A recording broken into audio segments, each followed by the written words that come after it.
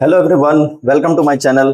आज हम लोग क्लास 11 अकाउंट्स का चैप्टर नंबर 1 करेंगे, जिसमें हम लोग meaning of accounting, definition of accounting, characteristic of accounting और ऑब्जेक्टिव ऑफ अकाउंटिंग को कवर करेंगे। ठीक है, चलिए जल्दी से स्टार्ट करते हैं और देखते हैं कि अकाउंट्स का मीनिंग होता क्या है। सबसे पहले हम लोग meaning and definition of accounting को कवर करेंगे। अकाउंट्स क्या होता है, देखिए मैं आपको पहले समझाता हूँ। जैसे मान लीजिए एक आदमी एक बिजनेस को रन करता है, ठीक है। उसके बिजनेस में डेली बहुत सारे ट्रांजैक्शन होते हैं। बहुत सारे ट्रांजैक्शन का मतलब होता है लेन देन करना। यानी वो किसी कस्टमर को गुड्स बेचता होगा, किसी कस्टमर कहीं से अपने सप्लायर से गुड्स परचेज करके लाता होगा, किसी को पेमेंट करता है, किसी से पेमेंट लेता है, किसी को क्रेडिट यानी उधार में गुड्स बेचता है, खुद कहीं से उधार लेकर आता है, बहुत तरह तरह के एक्सपेंसेस का पेमेंट करता है। ठीक है, तो पूरे एक साल तक वो इतने सारे ट्रांजैक्शन को याद कर पाएगा नहीं। कोई भी आदमी एक साल तक या कभी भी बहुत सारी चीजों को एक साथ याद करके नहीं रख सकता है। ठीक है, तो इसके लिए उसको क्या करना पड़ेगा, सभी ट्रांजैक्शन को डे बाय डे लिखना होगा। ठीक है, और जब वो लिखेगा तो उसको एक सिस्टमेटिक वे में लिखना पड़ेगा, ताकि जो उसके अदर सामने वाली पार्टी है यानी जो यूजर्स हैं, ठीक है, जैसे बैंक हो गया, इनकम टैक्स, सर्विस टैक्स, कोई भी क्रेडिटर हो गया, ठीक है, कोई भी यूजर्स है जिसको ये अकाउंट्स दिखाएगा, वो आदमी उस अकाउंट्स को एक्सेप्ट करे। अकाउंट्स ऐसा बना हुआ होना चाहिए। ठीक है, यानी कि अकाउंट जो भी प्रिपेयर किया जाएगा वो एक ऑथेंटिक होना चाहिए, एक सिस्टमेटिक वे में बनाया हुआ होना चाहिए। ठीक है, यानी वो डेली के ट्रांजैक्शंस को, लेन देन को क्या करेगा, सिस्टमेटिक तरीके से लिखेगा। ठीक है, ताकि उसका हिसाब किताब पूरे साल भर का मेंटेन रहे और उसको कोई भी इंफॉर्मेशन चाहिए तो वो उस इंफॉर्मेशन को तुरंत वहां से निकाल सके। ठीक है, जो भी ट्रांजैक्शन होता है उसको हम लोगों को क्या करना पड़ता है, लिखना पड़ता है। और जब हम लोग ट्रांजैक्शन को सिस्टमेटिक तरीके से लिखते हैं उसी को हम लोग क्या बोलते हैं, अकाउंटिंग बोलते हैं। ठीक है, अब मैं आपको डिटेल में इसको समझाता हूं। ठीक है, accounting is the art of recording. Record करने का मतलब ही होता है लिखना। ठीक है, ट्रांजैक्शन को रिकॉर्ड करना मतलब लिखना। तो लिखते हैं हम लोग कैसे हैं, हम लोग जो भी ट्रांजैक्शन होगा उसको एक सिस्टमेटिक तरीके से लिखेंगे। ठीक है, यानी कि रिकॉर्ड करने का मतलब जर्नल बनाना। ठीक है, जर्नल क्या होता है अभी हम लोग इसके बारे में डिटेल में बात करेंगे। इसके बाद हम लोग ट्रांजैक्शन को रिकॉर्ड करने के बाद क्या करते हैं, क्लासिफाई करते हैं। क्लासिफाई करने का मतलब होता है लेजर प्रिपेयर करना। ठीक है, लेजर क्या होता है अभी हम लोग इसके बारे में बात करेंगे। उसके बाद हम लोग उस रिकॉर्ड को, जिसको हम लोग रिकॉर्ड कर चुके हैं, क्लासिफाई कर चुके, उसको हम लोग समराइज करेंगे। समराइज करने का मतलब होता है ट्रायल बैलेंस बनाना, फाइनेंशियल स्टेटमेंट तैयार करना। कौन से मैनर में, तो बोलता है सिग्निफिकेंट मैनर में। सिग्निफिकेंट मैनर का मतलब होता है हम लोग जब भी ट्रांजैक्शन को रिकॉर्ड करेंगे तो हम लोग डबल एंट्री सिस्टम को फॉलो करते हैं। ठीक है, तो डबल एंट्री सिस्टम के अकॉर्डिंग हम लोग सभी ट्रांजैक्शन को रिकॉर्ड करेंगे। यानी डबल एंट्री सिस्टम का कहना है कि कोई भी लेन देन जो होता है उसका डबल एस्पेक्ट होता है। यानी बिजनेस में जो भी ट्रांजैक्शन होता है, एवरी ट्रांजैक्शन का डबल एस्पेक्ट होता है। एक को करना चाहिए डेबिट और एक को करना चाहिए क्रेडिट। ठीक है, तो सिग्निफिकेंट मैनर का मतलब होता है कि डबल एंट्री सिस्टम को फॉलो करके हम लोग अकाउंट्स बनाएंगे और ऐसे ट्रांजैक्शन को रिकॉर्ड करेंगे जिसको हम लोग मनी के टर्म्स में क्या कर सकते हैं, मेजरमेंट कर सकते हैं। ठीक है, और उसके बाद हम लोग उस जो भी अकाउंट्स हमारा फाइनेंशियल स्टेटमेंट बन के तैयार होगा उसका इंटरप्रिटेशन करेंगे और उसको हम लोग क्या करेंगे, कम्युनिकेट करेंगे, यूजर्स को देंगे। ठीक है, तो accounting is the art of recording, classifying and summarising in a significant manner and in terms of money, transaction and events which are in part at least of financial character and interpreting the result thereof। इसका ये मतलब निकला। ठीक है, अब हम लोग चलते हैं कैरेक्टरिस्टिक ऑफ अकाउंटिंग। यानी इस डेफिनेशन से हम लोग को यही समझ में आता है कि अकाउंटिंग का मतलब होता है ट्रांजैक्शन को सिस्टमेटिक वे में रिकॉर्ड करना। ठीक है, और उसके कई स्टेप होते हैं, जिसमें पहला स्टेप है रिकॉर्डिंग, फिर है क्लासिफाइंग, फिर है समराइजिंग, उसके बाद है इंटरप्रेटिंग और उसके बाद होता है कम्युनिकेटिंग। ठीक है, अब आएंगे हम लोग कैरेक्टरिस्टिक ऑफ अकाउंटिंग। कैरेक्टरिस्टिक क्या होता है, अकाउंट्स का क्या कैरेक्टरिस्टिक है। सबसे फर्स्ट आइडेंटिफिकेशन, यानी कोई भी ट्रांजैक्शन जब होगा तो हम लोग उसको लिखने वाले होंगे, यानी कि रिकॉर्ड करने वाले होंगे। ठीक है, तो उसको हम लोग सबसे पहले क्या करेंगे, आइडेंटिफाई करेंगे, मतलब पहचानेंगे कि ये ट्रांजैक्शन लिखने लायक है भी या नहीं। ठीक है, तो कैसे पहचानेंगे, क्या देखना है, सबसे पहले हम लोग देखेंगे कि कोई भी ट्रांजैक्शन जो हो रहा है वो सबसे पहले बिजनेस ट्रांजैक्शन होना चाहिए। ठीक है, उसके अलावा वो फाइनेंशियल नेचर का ट्रांजैक्शन होना चाहिए। और तीसरा जो सबसे इंपॉर्टेंट पॉइंट्स है ध्यान में रखने लायक, वो है कि उस ट्रांजैक्शन का मनी मेजरमेंट होना चाहिए। यानी हमारे बिजनेस में कोई भी इवेंट यानी ट्रांजैक्शन जो होता है उसको हम लोग अगर मनी मेजरमेंट कर सकते हैं तो ही रिकॉर्ड करेंगे, अदरवाइज उसको हम लोग रिकॉर्ड नहीं करेंगे। अब मनी मेजरमेंट क्या होता है मैं आपको समझाता हूं। जैसे कि मान लीजिए कि एक आदमी है जो ग्रोसरी शॉप चलाता है, वो 1 kg राइस बेचता है और 1 kg राइस 100 रुपीज का है, वो किसी कस्टमर को 100 रुपीज लेता है और उस कस्टमर को 1 kg राइस दे देता है। तो ये एक फाइनेंशियल नेचर का ट्रांजेक्शन है, बिजनेस ट्रांजेक्शन है और इसका मनी मेजरमेंट हो रहा है, ठीक है। यानी कि जब हम लोग जर्नल एंट्री बनाएंगे, सेल को रिकॉर्ड करेंगे, तो वहां पर हम लोग कितना रिकॉर्ड करेंगे, 100 रुपीज रिकॉर्ड करेंगे। यानी इस ट्रांजेक्शन का मनी मेजरमेंट हो पा रहा है। यानी 1 किलो चावल जो हम लोग बेच रहे हैं वो कितने का है, 100 रुपए का है, ठीक है। तो 100 रुपए का है, तो हम लोग जब भी अकाउंट्स बनाएंगे तो हम लोग मनी के टर्म्स में काम करेंगे, यानी कि ट्रांजेक्शन को मनी में रिकॉर्ड करेंगे, ठीक है। तो ये मनी मेजरमेंट होने लायक ट्रांजेक्शन है, तो इसको हम लोग रिकॉर्ड। अब मैं एक दूसरा एग्जांपल देता हूं। मान लीजिए कि उसी दुकान में एक अच्छा 5 साल एक्सपीरियंस्ड सेल्समैन उस दुकानदार को मिल जाता है, 5 साल पुराना सेल्समैन मिल जाता है। तो ये उस दुकान के लिए, उस शॉप के लिए एक अचीवमेंट की बात है, एक अच्छी बात है, ठीक है, खुशी की बात है। उसका बिजनेस क्या होगा, इससे ग्रो करेगा। लेकिन इस अचीवमेंट को, इस खुशी को मनी में कन्वर्ट नहीं कर सकते, यानी बताया नहीं जा सकता है कि कितने रुपए का फायदा हो रहा है, कितना का, उसका मनी मेजरमेंट नहीं हो सकता। यानी कि 100 रुपए का फायदा हो रहा है कि 200 का हो रहा है, 500 का, 1000, 2000 का, ये मनी मेजरमेंट करना इसका पॉसिबल नहीं है। तो ये जो आज सेल्समैन मिला है, ये जो घटना हुई है, इस घटना को हम लोग अकाउंट्स में रिकॉर्ड नहीं करेंगे क्योंकि इसका मनी मेजरमेंट नहीं हो सकता, ठीक है। और एक एग्जाम्पल देता हूं। मान लीजिए कि एक आदमी है जो अपने घर में एक पर्सनल कार को बेच देता है 1 लाख में, और उस 1 लाख रुपए से वो क्या करता है, पार्टी कर लेता है घर पे, ठीक है। तो ये इस इवेंट का, इस ट्रांजेक्शन का बिजनेस से कोई लेना देना नहीं है, ये बिजनेस ट्रांजेक्शन नहीं है, ठीक है। तो इस ट्रांजेक्शन को भी हम लोग बिजनेस में रिकॉर्ड नहीं करेंगे, ठीक है। यानी कोई आदमी अपने घर में कुछ भी करता है, ठीक है, किसी भी चीज को बेचता है, कुछ भी करता है, कोई भी खर्चा करता है, तो उसका बिजनेस से कोई लेना देना नहीं होता है। ऐसे ट्रांजेक्शन को भी बिजनेस में, यानी अकाउंटिंग बनाने के टाइम में हम लोग रिकॉर्ड नहीं करते, ठीक है। तो आइडेंटिफिकेशन का मतलब आप अच्छी तरह से समझ गए होंगे, ठीक। जैसे किसी ट्रांजैक्शन का हम लोग आइडेंटिफाई कर लेते हैं कि उसका मनी मेजरमेंट हो सकता है, उसके बाद हम लोग सेकंड पॉइंट में आते हैं, मेजरमेंट, यानी उसका मनी मेजरमेंट अब हम लोग करेंगे, ठीक है। तो जैसे कि मान लीजिए कि एक आदमी 10 क्विंटल चावल बेचता है अपनी दुकान में, ग्रोसरी, ठीक है, आप कोई भी एग्जांपल ले सकते हैं। 10 क्विंटल राइस वो बेचता है, 1 क्विंटल राइस 1000 का है, ठीक है। तो अब उसका जब हम लोग ट्रांजैक्शन रिकॉर्ड करेंगे, यानी कि जब हम लोग सेल की एंट्री पास करेंगे, तो cash account debit to sales account जब हम लोग लिखेंगे वहां पर, तो वहां पर हम लोग 10 क्विंटल राइस नहीं लिखेंगे, क्वांटिटी को नहीं लिखना है वहां पर, हम लोग वहां पर मनी के टर्म्स में बात करेंगे, ठीक है। यानी कि अगर हम लोग इंडिया में रहते हैं, तो इंडिया में जो करेंसी चल रही है, यानी कि इंडियन करेंसी क्या है, इंडियन रुपीज है, तो हम लोग ट्रांजैक्शन को रुपीज के टर्म्स में रिकॉर्ड करेंगे। यानी कि 10 क्विंटल राइस नहीं लिखना है वहां पर उसका जो कॉस्ट है, जो कीमत है, वो हम लोग निकाल के लिखेंगे। तो 1 क्विंटल राइस आपका 1000 का है, तो 10 क्विंटल का क्या रेट हो गया, 10,000। तो हम लोग जब वहां पर एंट्री को रिकॉर्ड करेंगे, तो वहां पर अमाउंट लिखेंगे 10,000, ठीक है। यानी कि किसी भी ट्रांजेक्शन को जब हम लोग लिखेंगे, तो क्वांटिटी को और किसी भी चीज को हम लोग वहां नहीं लिखेंगे, बल्कि किसको लिखेंगे, अमाउंट लिखेंगे, और वो भी किसमें, इंडियन करेंसी में, ठीक है। रिकॉर्ड करने का मतलब होता है ट्रांजैक्शन को सिस्टमेटिक वे में लिखना। हम लोग जब भी ट्रांजैक्शन को रिकॉर्ड करते हैं, हम लोग उसके लिए फॉलो करते हैं डबल एंट्री सिस्टम को। डबल एंट्री सिस्टम का कहना है कि कोई भी ट्रांजैक्शन जो होता है उसका 2 एस्पेक्ट होता है, एक को करना है डेबिट और एक को करना है क्रेडिट, ठीक है। तो हम लोग डबल एंट्री सिस्टम को फॉलो करते हुए ट्रांजैक्शन को रिकॉर्ड करेंगे। ट्रांजैक्शन को रिकॉर्ड करेंगे का मतलब हम लोग जर्नल प्रिपेयर करेंगे, जर्नल एंट्री बनाएंगे, यानी एवरी ट्रांजैक्शन को जर्नल में day by day chronological form में रिकॉर्ड करते जाएंगे, ठीक है। वो भी किसको फॉलो करके, डबल एंट्री सिस्टम को फॉलो करके, ठीक है।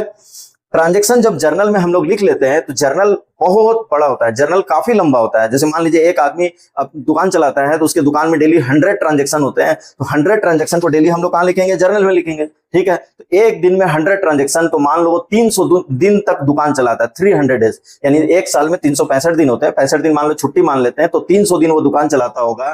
तो एक दिन में 100 ट्रांजैक्शन होता है, तो 300 दिन में कितना ट्रांजैक्शन हो गया, 30,000 ट्रांजैक्शन को डेली जर्नल में लिखता है, डेली जर्नल में लिखता है, ठीक है। तो सोच लीजिए जर्नल कितना बड़ा हो जाएगा, कितना लंबा उसमें रिकॉर्ड आपका मेंटेन हो रहा है, ठीक है। यानी जो भी हम लोग का डेली ट्रांजैक्शन हो रहा है, वो हम लोग जर्नल में लिखते जा रहे हैं, डेली के डेली लिखते जा रहे हैं। तो एक साल में 30,000 ट्रांजैक्शन हो गया, ठीक है। तो अगर इस तरह से हम लोग अकाउंट्स बनाएंगे, तो क्या होगा, किसी इंफॉर्मेशन को जर्नल से निकालना काफी मुश्किल काम हो जाता है, ठीक है। इसके लिए हम लोग क्या करते हैं, क्लासिफिकेशन करते हैं, ठीक। यानी कि 4th नंबर जो कैरेक्टरिस्टिक है अकाउंटिंग का, वो है क्लासिफिकेशन। क्लासिफिकेशन में क्या होता है, एक पर्टिकुलर हेड से रिलेटेड जितने ट्रांजैक्शन है ना, एक अकाउंट से रिलेटेड जितने ट्रांजैक्शन है, उसको एक अलग जगह पर हम लोग क्या करते हैं, पोस्ट कर देते हैं, जिसको हम लोग लेजर बोलते हैं। यानी जर्नल से लेजर बनाने का जो प्रोसेस है, उसी को हम लोग क्या बोलते हैं, क्लासिफाई करना बोलते हैं।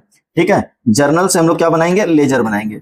जैसे कि मान लीजिए कि एक्स नाम का मेरा एक डेटर है जो मेरे से उधार में सामान ले जाता है, ठीक है। अब वो एक दिन आकर अगर बोलता है कि आप बताइए आज कितना मेरा बैलेंस बाकी है, कितना पैसा उधार मेरा बचा हुआ है, आज मैं आपको पेमेंट करने के लिए आया हूं, ठीक है। तो अगर हम लोग उसका उधार को आप बैलेंस निकालेंगे तो हम लोग अगर मान लीजिए इसको नहीं बनाते, लेजर प्रिपेयर नहीं करते हैं, तो हमारे पास बस एक ही उपाय है, जर्नल को देखना। तो एक आदमी जो मेरे दुकान में साल भर में कई बार आता है, कई बार उधार में गुड्स ले जाता है, कई बार पेमेंट कर देता है, यानी कि एक साल में कई बार हम लोग उसके साथ ट्रांजेक्शन करते हैं, तो उसका जो भी हिसाब किताब है उसको चेक करने के लिए हम लोगों को कितना ट्रांजेक्शन को देखना पड़ेगा, पूरे एक साल का 30,000 ट्रांजेक्शन को बार बार निकाल के देखना पड़ेगा। ये काम बहुत मुश्किल हो जाएगा, ठीक है। इसके लिए हम लोग क्या करते हैं कि मिस्टर एक्स से रिलेटेड जितने भी ट्रांजेक्शन है उनको एक सेपरेट जगह पर यानी कि लेजर में उनका अकाउंट बना के वहां पर क्या करते हैं, पोस्ट कर देते हैं, जिससे कि इंफॉर्मेशन को निकालना काफी आसान हो जाता है। यानी मिस्टर एक्स से रिलेटेड सारा ट्रांजेक्शन एक जगह पर है, एक अकाउंट बनाकर उनके नाम से सारा ट्रांजेक्शन वहां लिखा हुआ है। यानी एक साइड जितने बार हम लोग उनको क्या करते हैं, सामान बेचते हैं एक साइड लिखते हैं, जितना बार उनसे पैसा लेते हैं एक साइड क्रेडिट साइड लिखते हैं। तो उनका बैलेंस जब हम लोग करेंगे तो वो पता चल जाएगा कि कितना पैसा और लेना बाकी है, ठीक है। तो ये लेजर बनाना ही क्या कहलाता है, क्लासिफिकेशन कहलाता है। अब इसके बाद तो जर्नल क्या होता है, लेजर क्या होता है, ये चैप्टर 1 है अकाउंट्स का, ठीक है। तो जैसे जैसे आप आगे बढ़ेंगे तो आप जब अकाउंट्स का फर्स्ट प्रैक्टिकल चैप्टर पढ़ेंगे अकाउंटिंग इक्वेशन के बाद, तो वो होगा जर्नल। उसके बाद आप पढ़ेंगे लेजर, उसके बाद आप पढ़ेंगे ट्रायल बैलेंस, और एकदम आपका 11 क्लास के लास्ट में आएगा फाइनेंशियल स्टेटमेंट, जहां पर आप समझ लीजिए कि कंप्लीट अकाउंट सीख जाएंगे, ठीक है।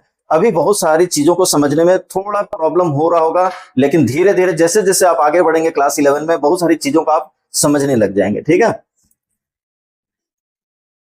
5 नंबर,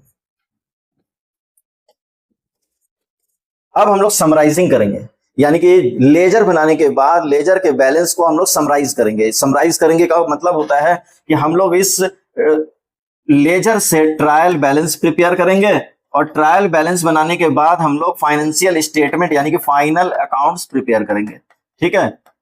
अब इससे क्या होता है, फाइनल अकाउंट प्रिपेयर करने से, जिसमें हम लोग दो चीजों को बनाते हैं, trading and profit and loss account, और दूसरा बनाते हैं balance sheet. Trading and profit and loss account में एक साइड सभी इनकम को लिखा जाता है और एक साइड में सभी एक्सपेंसेस को लिखा जाता है, और उसको जब हम लोग बैलेंस करते हैं तब हम लोगों को पता चलता है कि एक साल बिजनेस करने से बिजनेस का रिजल्ट क्या हुआ, बिजनेस में प्रॉफिट हुआ या फिर लॉस हुआ। दूसरा यानी फर्स्ट हम लोग बनाते हैं profit, trading and profit and loss account, जो कि बिजनेस के प्रॉफिट लॉस को बताते हैं।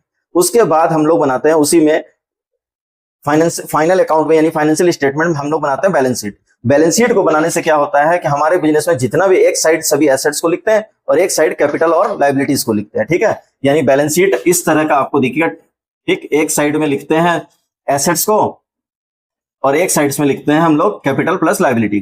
तो इससे हमारा क्या होता है कि पता चल जाता है कि बिजनेस में टोटल एसेट कितना है, टोटल कैपिटल और लायबिलिटी कितना, ठीक है। यानी कि प्रॉफिट एंड लॉस और एसेट और लायबिलिटी की जानकारी के लिए हम लोग क्या करते हैं, जो भी लेजर का बैलेंस होता है उसको समराइज करते हैं, ट्रायल बैलेंस बनाते हैं और फाइनेंशियल अकाउंट प्रिपेयर करते हैं, ठीक है। अब जो भी फाइनेंशियल स्टेटमेंट का रिजल्ट हमारे पास आता है, उस रिजल्ट को हम लोग क्या करते हैं, इंटरप्रेट करते हैं, उसका इंटरप्रिटेशन हम लोग करते हैं। इंटरप्रिटेशन करने का मतलब क्या होता है, उसको एनालाइज करते हैं, ठीक है। यानी कि जो भी फिगर हमारे पास आया है, प्रॉफिट लॉस एसेट लायबिलिटी, ठीक है, वो सारे इंफॉर्मेशन को हम लोग क्या करते हैं, रीअरेंज करते हैं। इंटरप्रिटेशन करने के लिए एनालिसिस करते हैं। एनालिसिस में क्या होता है, हम लोग अलग अलग टूल्स को यूज करते हैं, जैसे कि ratio analysis, trend analysis, cash flow analysis, fund flow analysis, और भी तरह तरह के टूल्स को यूज करके हम लोग जो भी डेटा है उसको रीअरेंज करते हैं, है ना। यानी कि एक फिगर को दूसरे फिगर के साथ कंपेयर करते हैं और देखते हैं कि रिजल्ट किस तरह का है, ठीक है। जैसे कि मान लीजिए कि मेरा नेट प्रॉफिट आया है 5 लाख मान लो, ठीक है, 5 लाख, ठीक। नेट प्रॉफिट बिजनेस का 5 लाख है, ठीक। तो अब ये जो 5 lakh profit and loss account में दिख रहा है, इस 5 लाख को हम लोग टर्नओवर यानी कि सेल के साथ कंपेयर करेंगे, ठीक है। जैसे मान लीजिए मेरे बिजनेस का सेल है, मान लीजिए 25 लाख, तो 25 लाख सेल है और 5 लाख प्रॉफिट है, तो इसका हम लोग एक परसेंटेज निकाल लेंगे, ठीक है, या रेशियो निकाल लेंगे, ठीक है। तो इससे पता चलेगा कि सेल का कंपैरिजन में नेट प्रॉफिट कितना होता है, ठीक। तो 25 लाख सेल है और 5 लाख प्रॉफिट है, तो ये कितना हो गया, 20% हो गया, ठीक है। 25 लाख का 20, इस तरह से हम लोग कर लेंगे, 5 lakh divided by 25 lakh into 100, ये जो काम हम लोग कर रहे हैं इसी को हम लोग क्या बोलते हैं, इंटरप्रिटेशन करना, एनालाइज करना, यानी कि डेटा को रीअरेंज करना और एक मीनिंगफुल इंफॉर्मेशन कलेक्ट करना। ठीक है, ताकि हम लोग उससे क्या कर सकें, हम लोग बजट तैयार कर सकें, फोरकास्ट तैयार कर सकें, प्लानिंग कर सकें। ठीक है, ये कितना हो जाएगा, 20%। ठीक, इस तरह से डेटा को रीअरेंज करके इंटरप्रेट किया जाता है ताकि हम लोग उसको और यूजफुल बना सकें। ठीक है, अब कम्युनिकेशन होता है। कम्युनिकेट करने का मतलब होता है कि जो भी यहाँ पर फाइनेंशियल स्टेटमेंट बनकर तैयार हुआ है उसको हम लोग अपने यूजर्स को कम्युनिकेट करेंगे। जैसे इनकम टैक्स डिपार्टमेंट को हम लोग अपने अकाउंट्स की एक कॉपी देंगे, जीएसटी डिपार्टमेंट के पास सबमिट करेंगे, अपने किसी क्रेडिटर के पास देंगे, बैंक से अगर लोन ले रखे हैं तो बैंक में देंगे, अपने मैनेजमेंट को देंगे ताकि मेरा जो मैनेजमेंट है वो इंटरप्रिटेशन और एनालाइजिंग का काम कर सके। ठीक है, तो जो भी फाइनेंशियल स्टेटमेंट है उसको, उसकी एक एक कॉपी को डिस्ट्रीब्यूट करना, सभी यूजर्स को देना ही क्या कहलाता है, कम्युनिकेशन कहलाता है। ठीक है,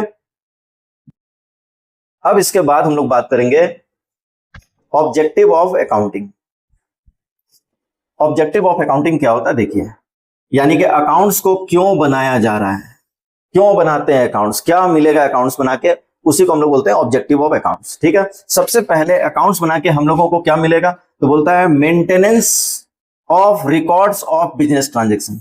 जो भी बिजनेस का ट्रांजेक्शन हो रहा है उसको हम लोग क्या करते हैं, एक अच्छे प्रॉपर तरीके से मेंटेन करके रखते हैं। ठीक है, क्योंकि हम लोग जब अकाउंट्स बनाएंगे तो हम लोग डबल एंट्री सिस्टम को फॉलो करेंगे, जिसमें हम लोग जर्नल एंट्री बनाएंगे, लेजर बनाएंगे, ट्रायल बैलेंस बनाएंगे, ट्रेडिंग एंड पीएल अकाउंट बनाएंगे और बैलेंस शीट बनाएंगे। यानी एक कंप्लीट सेट हम लोग अकाउंट्स का तैयार करते हैं, जिससे क्या होता है कि जो भी इंफॉर्मेशन है आपको जब चाहिए वो क्या होगा, आपके लिए तुरंत अवेलेबल होगा। ठीक, दूसरा फायदा क्या है इसको बना के, बोलता है calculation of profit and loss. Profit and loss, हम लोग trading and profit and loss account बनाएंगे, जिससे क्या होता है हमारे बिजनेस में क्या प्रॉफिट हुआ है एक साल में और क्या लॉस हुआ है वो हम लोगों को पता चल जाता है। यानी कि इस एक साल में, यानी 12 मंथ कंप्लीट होने पर हम लोग फाइनेंशियल अकाउंट बनाते हैं, जिसमें लोग trading and profit and loss account बनाते हैं, जो हम लोगों को या तो प्रॉफिट या लॉस की जानकारी देता है। दूसरा हम लोग बैलेंस शीट बनाते हैं। ठीक है, फाइनेंशियल अकाउंट में दो पार्ट होता है, ट्रेडिंग एंड पीएल अकाउंट, और दूसरा होता है बैलेंस शीट। बैलेंस शीट को बना के हम लोगों को क्या मिलेगा, फाइनेंशियल पोजीशन का पता चलेगा। फाइनेंशियल पोजीशन का मतलब कि बिजनेस में कैपिटल कितना है, आउटसाइड लायबिलिटी कितना है वो पता चलता है, और बिजनेस में कौन कौन से एसेट है, उनका क्या वैल्यू है, क्या पोजीशन है, उसके बारे में पता चलता है। यानी बिजनेस के टोटल एसेट और लायबिलिटीज के बारे में जानकारी लेने के लिए भी हम लोग क्या करते हैं, अकाउंट्स प्रिपेयर करते हैं।